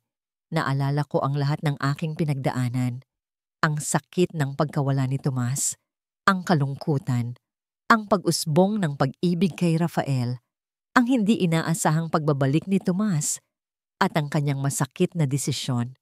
Bawat pangyayari, bawat sakit, bawat kagalakan ay humubog sa akin kung sino ako ngayon. Wala akong pinagsisisihan. Lumabas si Rafael, inilagay ang kanyang kamay sa aking balikat. "Ano ang iniisip mo, Elena?" Ngumiti ako. Isinandal ang aking ulo sa kanyang balikat. "Iniisip ko ang buhay ko, Rafael. Kakaiba, hindi ba?" Mahigpit niyang hinawakan ang aking balikat. "Kakaiba, ngunit maganda. At magkasama nating nalampasan ng lahat." Umupo kami doon. Pinagmamasdan ang paglubog ng araw. Ang paglubog ng araw na nagpula sa buong kalangitan at sa mga palayan. Ang paghuni ng hangin sa mga puno ng niyog ay parang bulong ng nakaraan, ng mga kwentong lumipas na. Ngunit sa sandaling iyon, tanging ang kasalukuyan lamang ang naroon at ang aming pag-ibig, matibay tulad ng lupa na aming pinag-ugatan habang buhay. Ang kwento namin ni Rafael ay hindi lamang isang kwento ng pag-ibig, kundi isa ring epiko ng katatagan ng mga Pilipino. Ito ay patunay sa lakas ng pamilya, ng komunidad at ng isang pusong marunong magmahal, magpatawad at magpatuloy sa buhay gaano man karaming pagsubok ang ibato sa kanila ng buhay. At sa puso ng bawat taga-nayon, ang kwentong yon ay laging isasalaysay bilang isang parola na gumagabay sa mga susunod na henerasyon na nagpapaalala sa kanila ng halaga ng pag-ibig, sakripisyo at pananampalataya sa isang mas magandang kinabukasan. Kahit na ang anino ng nakaraan ay naroon pa rin. Maraming taon pa ang lumipas. Ang mga kulubot ay lumalim sa mukha namin ni Rafael, ngunit ang aming mga mata ay nagpapakita pa rin ng kapayapaan at pag-unawa. Kami ay naging tunay na haligi ng nayon, hindi lamang sa aspetong pang-ekonomiya, kundi pati na rin sa aspetong espiritual.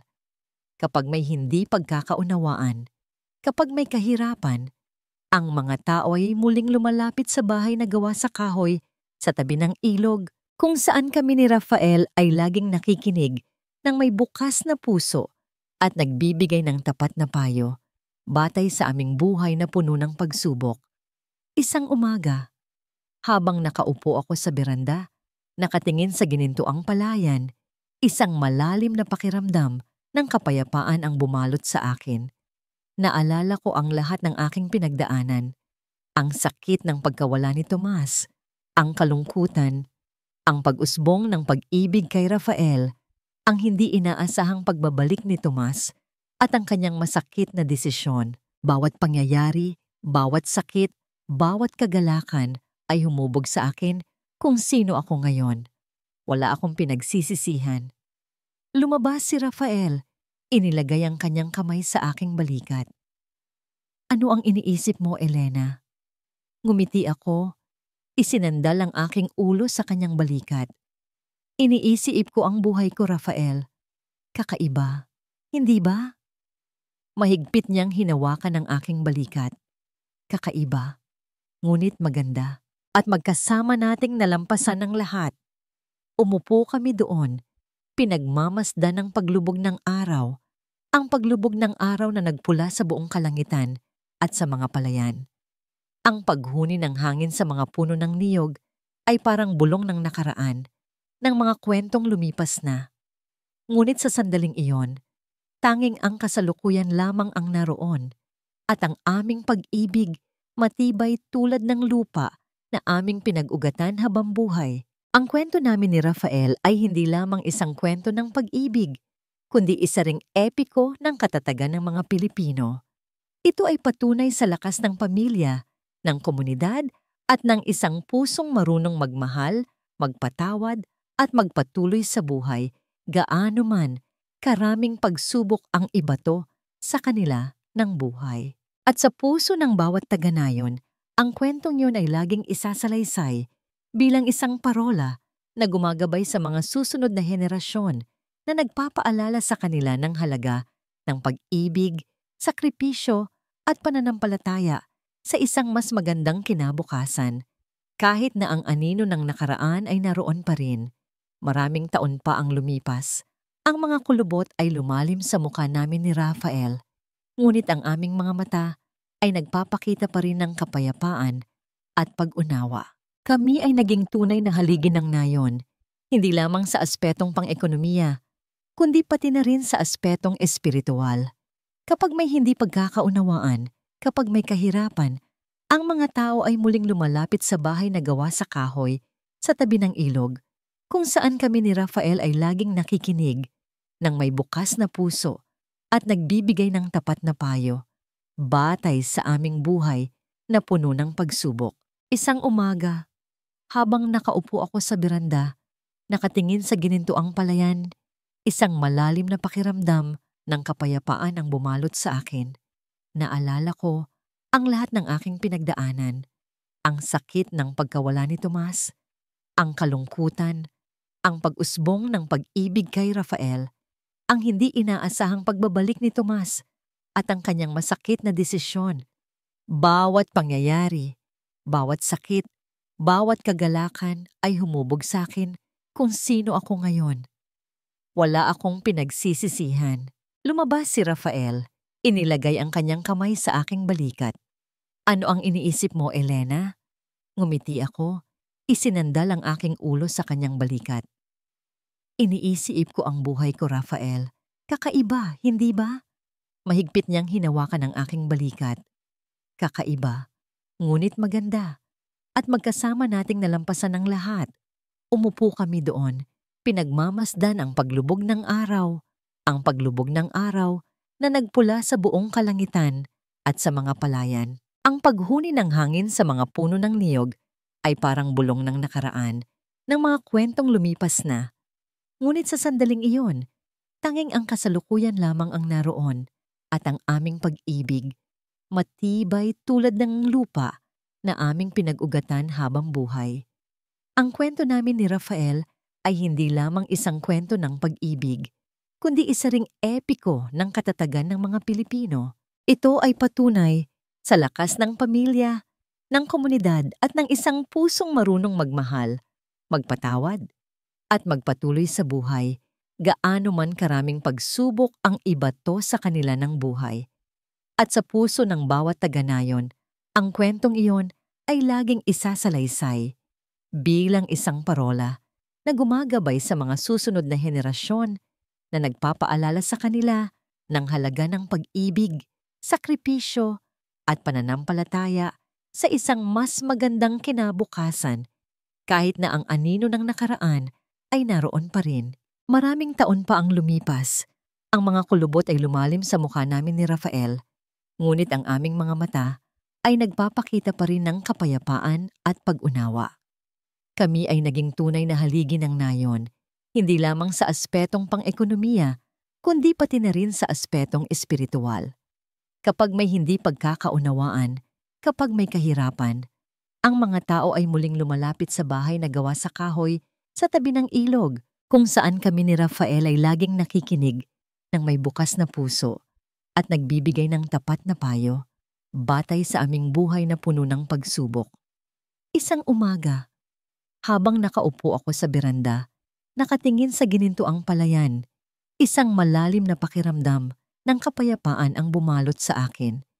Naalala ko ang lahat ng aking pinagdaanan, ang sakit ng pagkawala ni Tomas, ang kalungkutan, ang pag-usbong ng pag-ibig kay Rafael, ang hindi inaasahang pagbabalik ni Tomas, at ang kanyang masakit na desisyon. Bawat pangyayari, bawat sakit, bawat kagalakan ay humubog sa akin kung sino ako ngayon. Wala akong pinagsisisihan. Lumabas si Rafael, inilagay ang kanyang kamay sa aking balikat.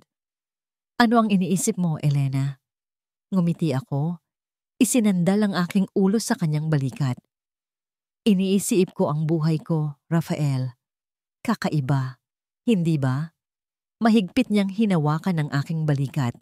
Kakaiba, ngunit maganda, at magkasama nating nalampasan ang lahat. Umupo kami doon, pinagmamasdan ang paglubog ng araw. Ang paglubog ng araw na nagpula sa buong kalangitan at sa mga palayan.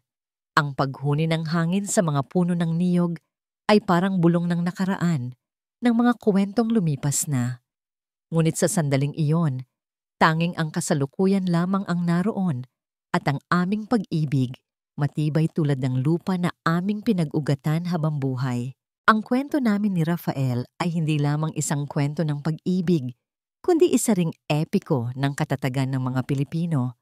Ito ay patunay sa lakas ng pamilya, ng komunidad, at ng isang pusong marunong magmahal, magpatawad, at magpatuloy sa buhay, gaano man karaming pagsubok ang ibato sa kanila ng buhay. At sa puso ng bawat taga-nayon, ang kwentong iyon ay laging isasalaysay bilang isang parola na gumagabay sa mga susunod na henerasyon na nagpapaalala sa kanila ng halaga ng pag-ibig, sakripisyo at pananampalataya sa isang mas magandang kinabukasan, kahit na ang anino ng nakaraan ay naroon pa rin.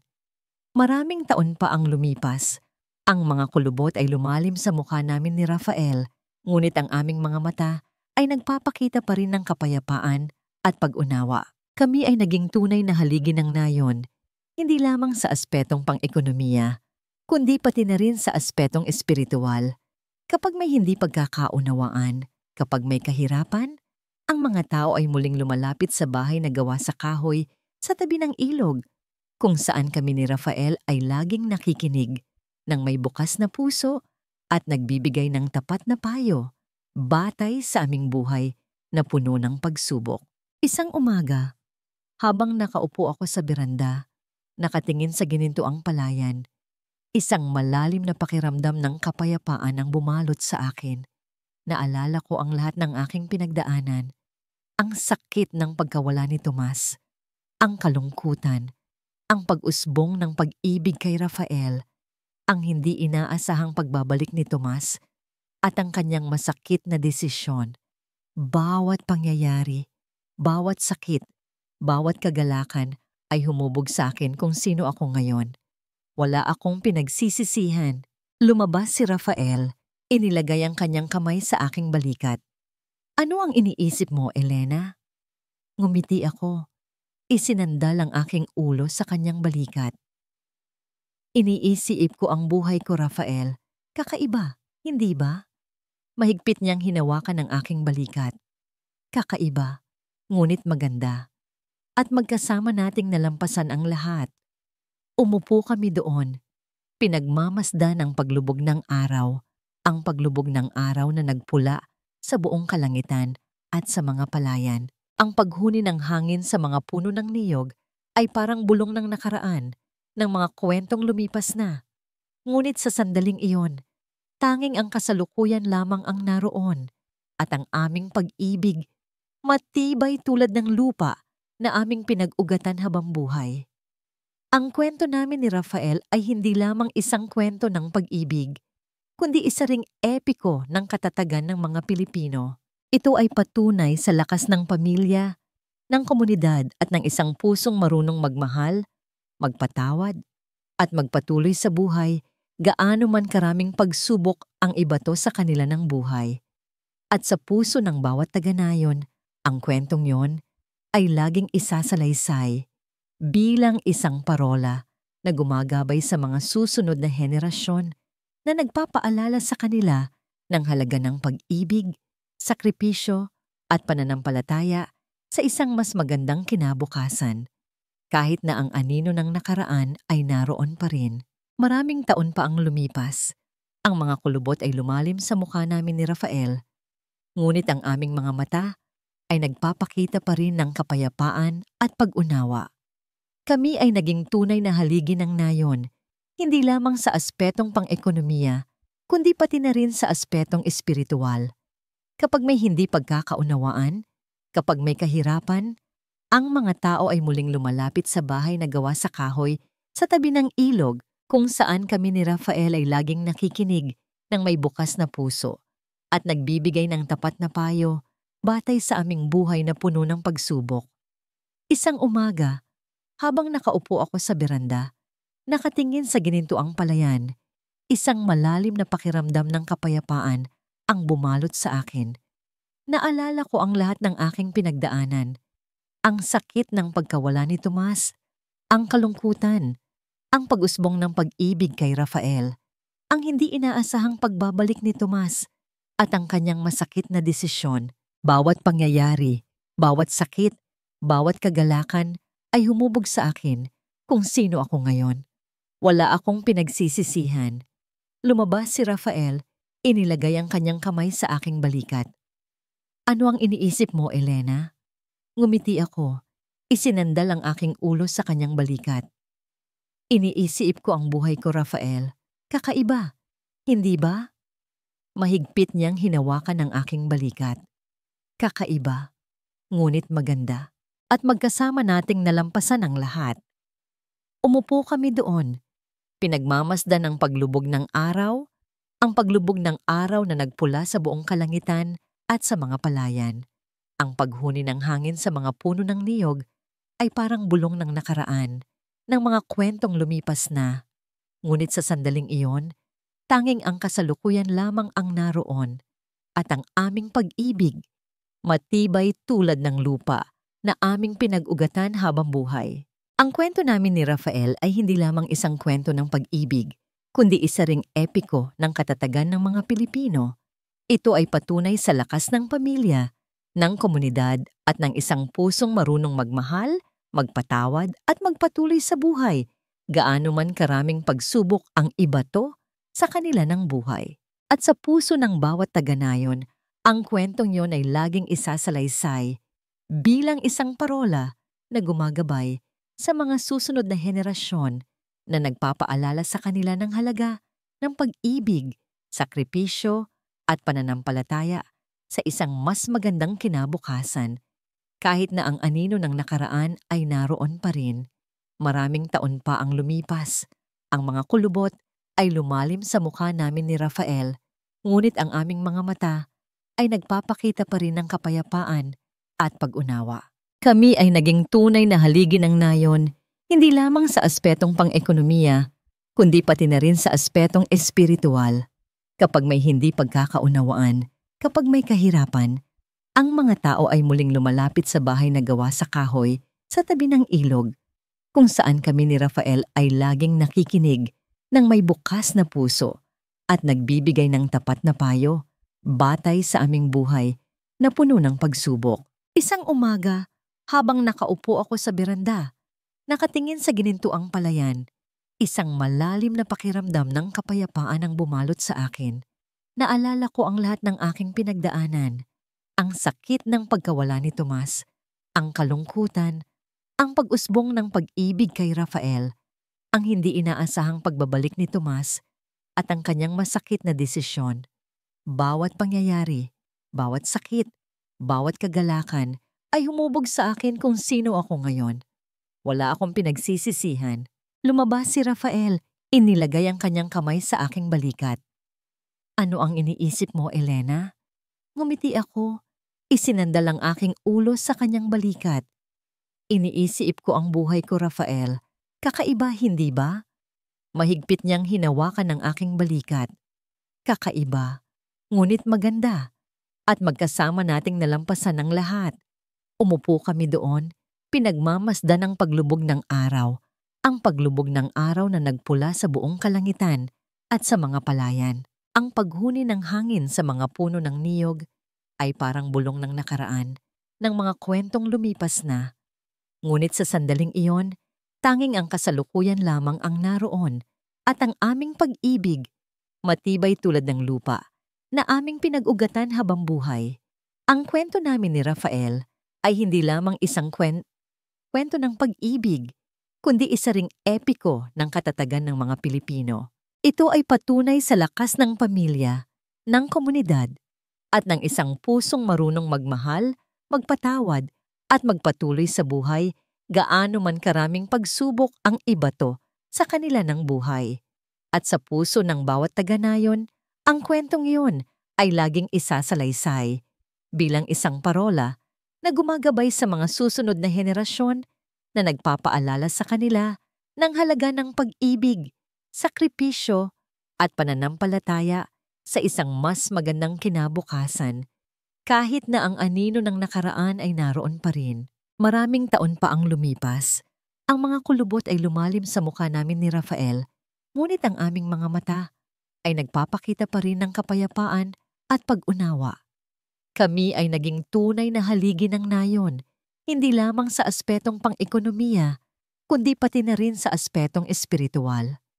Kapag may hindi pagkakaunawaan, kapag may kahirapan, ang mga tao ay muling lumalapit sa bahay na gawa sa kahoy sa tabi ng ilog, kung saan kami ni Rafael ay laging nakikinig ng may bukas na puso at nagbibigay ng tapat na payo, batay sa aming buhay na puno ng pagsubok.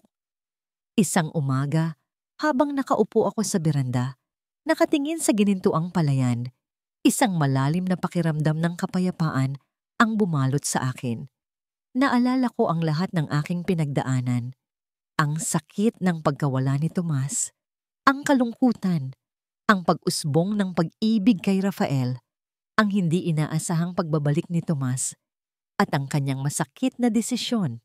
Bawat pangyayari, bawat sakit, bawat kagalakan ay humubog sa akin kung sino ako ngayon. Wala akong pinagsisisihan.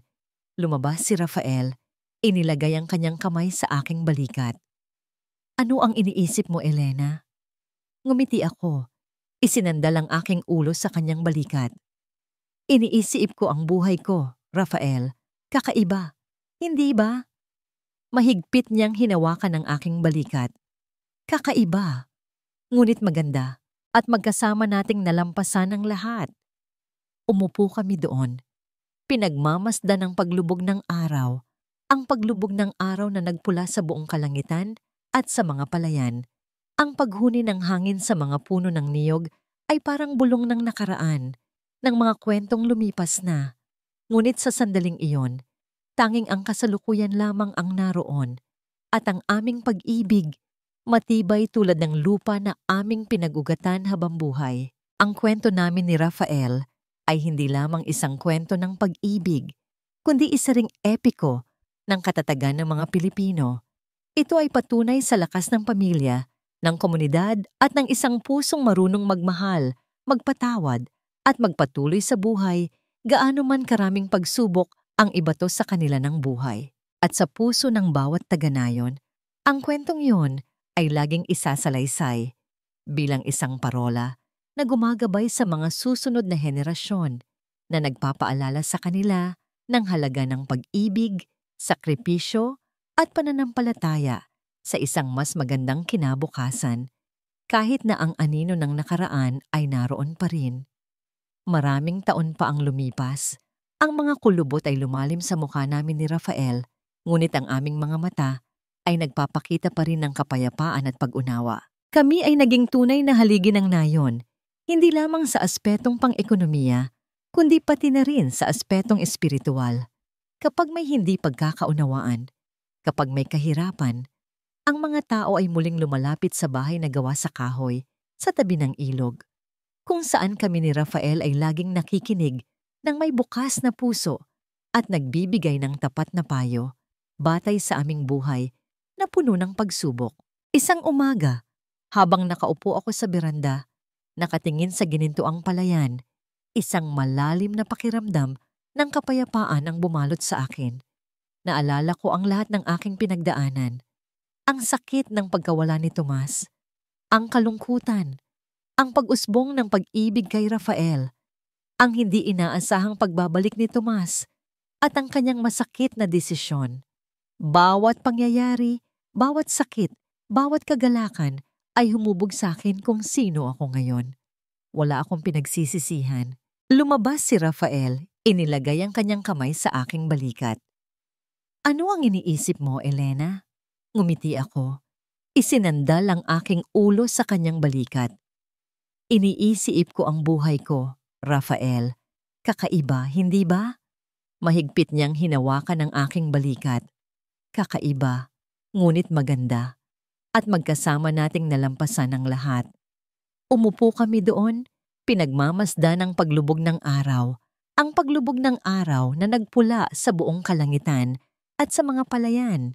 Ang paghuni ng hangin sa mga puno ng niyog ay parang bulong ng nakaraan ng mga kwentong lumipas na. Ngunit sa sandaling iyon, tanging ang kasalukuyan lamang ang naroon at ang aming pag-ibig, matibay tulad ng lupa na aming pinag-ugatan habang buhay. Ang kwento namin ni Rafael ay hindi lamang isang kwento ng pag-ibig, kundi isa ring epiko ng katatagan ng mga Pilipino. Ito ay patunay sa lakas ng pamilya, ng komunidad, at ng isang pusong marunong magmahal, magpatawad, at magpatuloy sa buhay, gaano man karaming pagsubok ang ibato sa kanila ng buhay. At sa puso ng bawat taga-nayon, ang kwentong yon ay laging isasalaysay bilang isang parola na gumagabay sa mga susunod na henerasyon na nagpapaalala sa kanila ng halaga ng pag-ibig, sakripisyo, at pananampalataya sa isang mas magandang kinabukasan.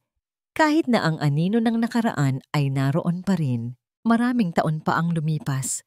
Ang mga kulubot ay lumalim sa mukha namin ni Rafael, ngunit ang aming mga mata ay nagpapakita pa rin ng kapayapaan at pag-unawa. Kami ay naging tunay na haligi ng nayon, hindi lamang sa aspetong pang-ekonomiya, kundi pati na rin sa aspetong espiritual. Kapag may hindi pagkakaunawaan, kapag may kahirapan, ang mga tao ay muling lumalapit sa bahay na gawa sa kahoy sa tabi ng ilog, kung saan kami ni Rafael ay laging nakikinig ng may bukas na puso at nagbibigay ng tapat na payo batay sa aming buhay na puno ng pagsubok. Isang umaga, habang nakaupo ako sa beranda, nakatingin sa ginintuang palayan, isang malalim na pakiramdam ng kapayapaan ang bumalot sa akin. Naalala ko ang lahat ng aking pinagdaanan.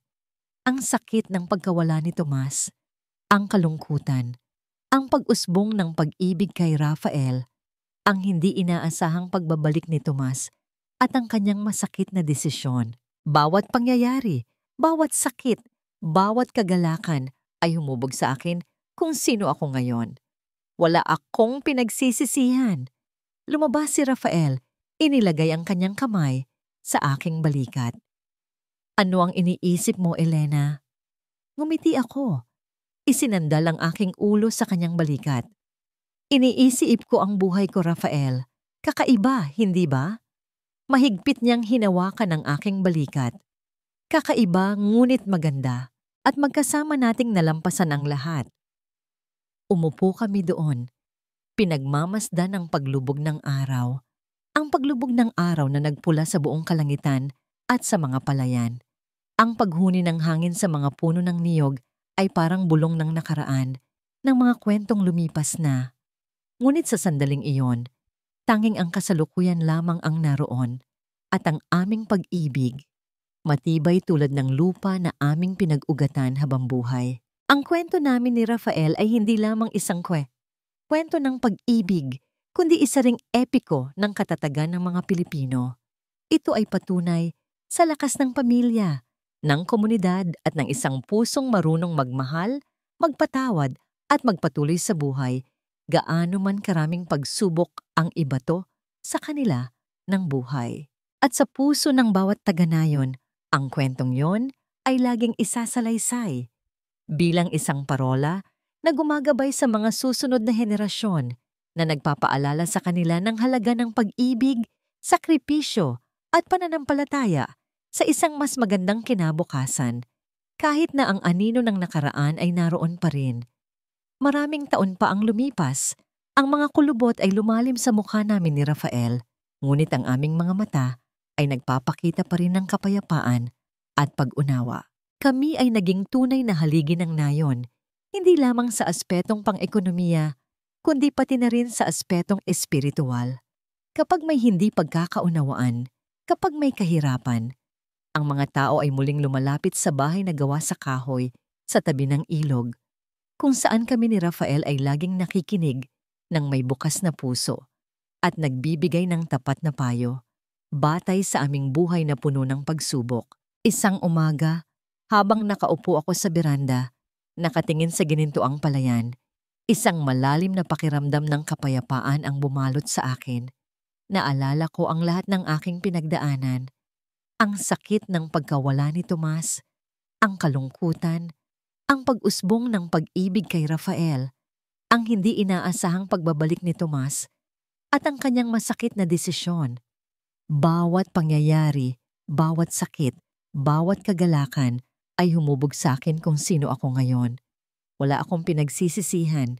Lumabas si Rafael, inilagay ang kanyang kamay sa aking balikat. Ano ang iniisip mo, Elena? Ngumiti ako. Isinandal ang aking ulo sa kanyang balikat. Iniisip ko ang buhay ko, Rafael. Kakaiba, hindi ba? Hanggang ngayon, hindi ko pa rin kayang sagutin kung alin ang tama. Ang manatiling tapat sa isang pag-ibig na akala ko'y nawala na, o ang pakinggan ang tibok ng pusong natutong magmahal muli habang ako'y nag-iisa. Si Tomas, siya ang unang nagpatibok ng puso ko, pero si Rafael, siya ang humawak nito nung ako'y wasak, nung ako'y wala ng matakbuhan, at nang bumalik si Tomas, parang gumuho ulit ang mundong buo ko na sana. Hindi ko alam kung saan ako lulugar. Ito ang kwento ko. Isang kwentong walang perpektong wakas. Pero sa puso ko, alam kong minahal ko silang dalawa. Sa magkaibang panahon, sa magkaibang paraan. At kung darating ang araw na mapatawad ko ang sarili ko, siguro, doon ko lang talaga masasabi kung saan natapos ang kwento ko at saan nagsimula ang bago.